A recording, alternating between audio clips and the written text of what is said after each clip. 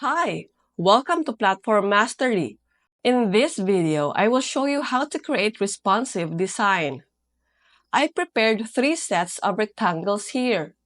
Right-click, go to Plugins and click on Manage Plugins.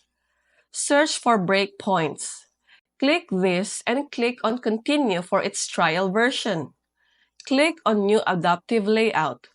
Let's adjust the breakpoints according to the size of the width.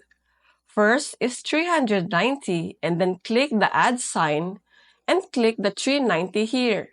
Same process with the other set of rectangles.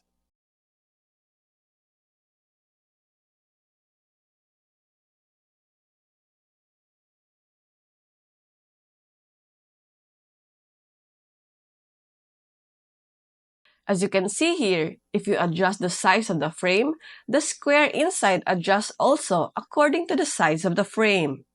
And that's it.